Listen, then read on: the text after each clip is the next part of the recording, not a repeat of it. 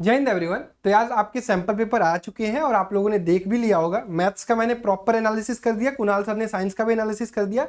आज इस वीडियो में हम सोशल साइंस का एनालिसिस कर रहे होंगे।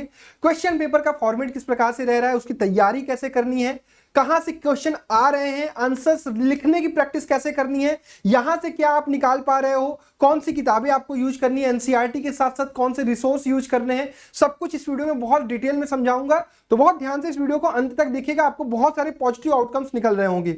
आप क्या यूज कर रहे हो, किस प्रकार से सोशल की प्रिपरेशन कर रहे हो, कमेंट बॉक्स में बताइएगा और अपने अंदर कौन सी इंप्रूवमेंट लेकर आनी है वो आपको इस वीडियो से मिल जाएगी। तो मेरे प्यारे बच्चों, इस वीडियो में सब कुछ समझाने वाला हूं, तो बहुत ध्यान से चीजों को समझिएगा।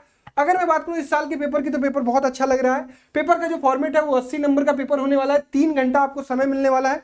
सोशल साइंस में इस बार टोटल 6 सेक्शन रहने वाले हैं, A B C D E तक आपके पास क्या होंगे, लिखने वाले, क्वेश्चन वाले। 6वां सेक्शन एफ जो होगा वो आपका मैप बेस्ड क्वेश्चन होगा। अब सेक्शन ए में आपको सबसे अच्छी चीज दिखने को ये मिल रही होगी कि आपके पास अब क्वेश्चन जो है वो ऑप्शन वाले भी काफी दिख रहे हैं। इसका मतलब आपको कंपटीशन के लिए भी तैयार कराया जा रहा है, तो ये बहुत अच्छी बात निकल कर आ रही है। 1 × 20 नंबर आपको यहां से मिल रहे होंगे, मतलब किताब आपको ढंग से पढ़नी होगी। सेक्शन बी की अगर मैं बात करूं तो 21 से 24 मतलब 4 क्वेश्चन आपको मिल रहे होंगे 2-2 नंबर के। 2 × 4 ये हो गया 8। ठीक, उसके बाद आपका सेक्शन सी में आपको 25, 26, 27, 28, 29 5 क्वेश्चन मिल रहे होंगे 3-3 नंबर के। 3 × 5 15 मार्क्स। फिर उसके बाद बात करूं सेक्शन डी की, तो आपके पास 4 क्वेश्चन मिल रहे होंगे 5 मार्क्स के। 4 × 5 या 5 × 4 कर दिए होते, इसको 5 × 4 लिखिए।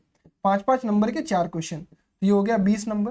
फिर सेक्शन ई में आपके पास क्या आ जाएगा, केस बेस्ड क्वेश्चन आ जाएगा। केस बेस्ड के आपके 3 क्वेश्चन होंगे, उन तीनों क्वेश्चन में आपको 3-3 पार्ट भी मिल रहे होंगे, मतलब आपको पास 4-4 नंबर का एक केस बेस्ड क्वेश्चन होगा, 4 × 12 number.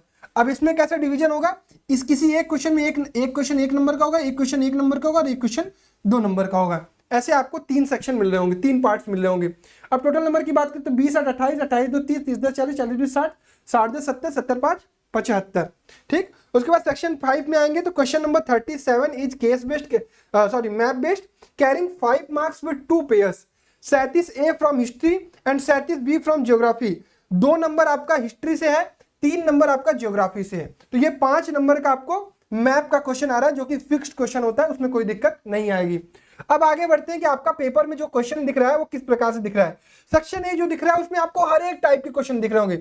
Optional question, figure based question, match the column और case based question, sorry case based नहीं, मैच द कॉलम। उसके बाद आपका एसेशन रीजन टाइप का, हर एक टाइप का सवाल, स्टेटमेंट बेस्ड क्वेश्चन। तो हर एक टाइप का सवाल आपको question number section number A में दिख रहा होगा, जो कि आपके लिए बहुत अच्छी चीज है। इसका मतलब आपको एनसीईआरटी को ढंग से रीड करना पड़ेगा, इस चीज का ध्यान रखिएगा। तो एनसीईआरटी रीड करोगे तो प्रॉपर तरीके से यहां से आउटपुट निकाल पा रहे होगे।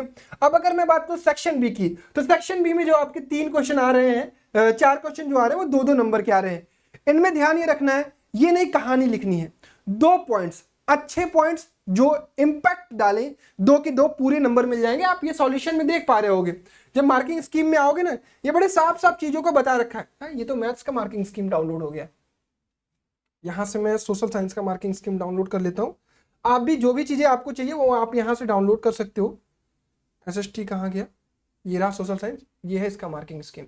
ठीक है, इसका मार्किंग स्कीम आप प्रॉपर देखो, यहां से आपको बड़ी अच्छी अच्छी चीजें रियलाइज होंगी। देखो यहां पर इन्होंने किसी भी 2 नंबर्स क्वेश्चन में बहुत प्रॉपर लिख रखा है कि आपको जो है कि एनी 2 पॉइंट, ठीक है, सेक्शन बी में जब आओगे कोई भी इनका आंसर देखोगे, पहली बात पॉइंट वाइज आंसर लिखने की आदत शुरू कर दो। पॉइंट वाइज कोई भी 4-5 पॉइंट तुम्हारे पास अवेलेबल है, एनी 2 पॉइंट, केवल 2 पॉइंट लिखो, 2 नंबर लेके जाओ। कहानी लिखोगे 1 नंबर मिलेगा, 1.5 नंबर मिलेगा।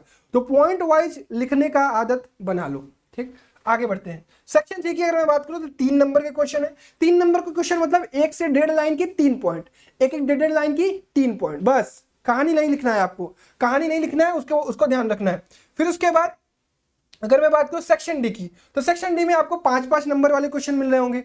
इसमें अच्छी बात आपको सबसे ज्यादा क्या दिख रही है पता है, इसमें आपके सारे क्वेश्चन चॉइस वाले हैं, मतलब आपको हर एक में से कोई एक करना है। तो यहां पर आपके लिए बहुत अच्छी चीज है कि अगर आप बड़े क्वेश्चन की देख रहे हो तो बड़े क्वेश्चन में आपके पास चॉइस अवेलेबल है हर एक क्वेश्चन में। इसमें भी आप देखो मार्किंग स्कीम में देखोगे तो 5 मार्क्स वाले में आओगे ना, तो यहां पर बहुत प्रॉपर आपको बताया गया है कि भाई साहब केवल और केवल 5-5 पॉइंट लिखिएगा, ज्यादा मत लिख दीजिएगा, अदरवाइज नंबर कट जाएंगे। Any 5 points. आपके पास ढेर सारे आंसर्स अवेलेबल है, कोई बात नहीं, उनको सजोकर आपको 5 पॉइंट लिखने आना चाहिए, ठीक। उसके बाद अगर मैं बात करूं सेक्शन ई की, तो सेक्शन ई में आपको केस बेस्ड वाला क्वेश्चन मिल रहा होगा। केस बेस्ड में आपको कहानी आपको अपनी किताब से देखने को मिलेगी, तो उसको पढ़ने में आपको कोई समस्या नहीं आएगी।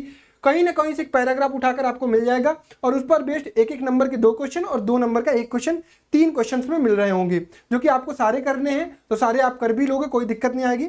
अब मैं बात करता हूँ मैप बेस्ड क्वेश्चन की, तो 2 नंबर आपका हिस्ट्री से आ रहा है, 3 नंबर आपका ज्योग्राफी से आ रहा है, जो कि आप बहुत प्रॉपर तरीके से कर रहे हो। इंडियन नेशनल कांग्रेस का भाई साहब अधिवेशन फिक्स होता है कि ये आएगा ही आएगा, रट लेना, कलकत्ता वगैरह जो भी है वहां पर। The place where Mahatma Gandhi broke साल्टला, जहां पे नमक का वो छोड़ा, तो आपको जो भी हिस्ट्री में दिखने को मिल रहा है वो आपको करना ही करना है। कहां से आएगा ज्यादातर? इंडियन नेशनलिज्म इन इंडिया से आएगा। बाकी ज्योग्राफी आपको 3 नंबर का आएगा, 4 में से कोई एक 4 में से 3 कोई लोकेट करना पड़ेगा, मैप आपको इस प्रकार से दिया रहेगा, ठीक। तो ये अगर मैं बात करूं पूरे पेपर की, तो ओवरऑल पेपर जो है कि वो इजी आ रहा है, कोई दिक्कत नहीं है। अगर आप प्रॉपर एनसीईआरटी पढ़ रहे हो, ढंग से पढ़ रहे हो, चीजों को समझ रहे हो, तो आप पूरा कर पाओगे। अब रिसोर्सेज और कौन से यूज करने चाहिए? यू शुड हैव सम एडुकार्ट या किसी भी कंपनी का एक क्वेश्चन बैंक रख लो, ताकि ये जो पॉइंट वाइज आंसर लिखने की आदत तुम्हारी नहीं है ना, वो तुम देखकर सीखो, लिखो, बार बार राइट करोगे तब तुम्हारी ये चीज सही हो पाएगी। तो जो बच्चे अभी तक ये काम नहीं कर रहे हैं, पॉइंट वाइज आंसर नहीं लिख रहे हैं, उन सभी बच्चों से रिक्वेस्ट है, मस्ट बाय ये क्वेश्चन बैंक, जहां से तुम्हें पॉइंट वाइज आंसर्स मिल पाए, क्योंकि एनसीईआरटी में कहानी लिखी हुई है, वहां से चीजें समझो, बट आंसर्स लिखने का तरीका कहां से मिलेगा? किसी न किसी क्वेश्चन बैंक से। तो मैं किसी भी सब्जेक्ट के लिए क्वेश्चन बैंक नहीं रिकमेंड करता हूं, बट मैं सोशल के लिए जरूर रिकमेंड करता हूं, क्योंकि मैं भी जब 10th में था तो सोशल की एक क्वेश्चन बैंक रखा था, उसमें मैं अरिहंत के लिए थी। अभी बच्चे बताते हैं कि भैया एडुकार्ड का बेटर है, तो उसकी लिंक डिस्क्रिप्शन बॉक्स में, जो बच्चे लेना चाहते हैं वो ले सकते हैं, और लेकर प्रिपरेशन करना शुरू करो, क्वेश्चन की आंसर्स लिखना शुरू करो, तभी तुम्हें चीजें हो पाएंगी। बाकी पेपर का लेवल बहुत आसान है, आप अगर बेटर लिखते हो तो 80 आउट ऑफ 80 भी स्कोर कर सकते हो, क्योंकि point wise answer, impactful answer तुम्हें पूरे नंबर दिलाएंगे, कटेंगे नंबर नहीं। पैराग्राफ में लिखोगे कट जाएंगे, ठीक है। तो that's all from my side social science के लिए। हाँ, एक और चीज आपको बतानी है कि अगर आप 10th में पढ़ रहे हो, फिर आगे तुम्हें 11th में चीजें करनी है, तो आपके पास एक ऑप्शन मैं दे रहा हूं, अनसेट। अनसेट एक एग्जामिनेशन होने वाला है अनअकैडमी का, ये स्कॉलरशिप एग्जामिनेशन है, जो कि आपका सभी बच्चे इसमें पार्टिसिपेट कर सकते हैं, क्लास 9 to 12 सारे बच्चे।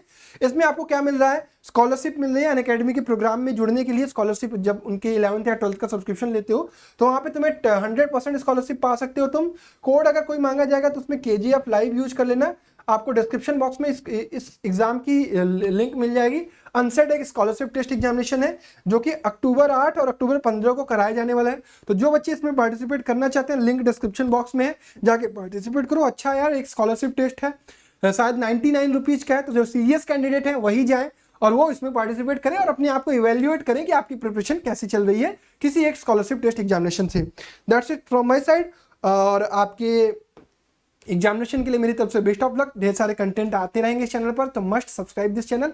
आगे आने वाले समय में बहुत सारी चीजें आपको देखने को मिलेंगी। जय हिंद, जय भारत।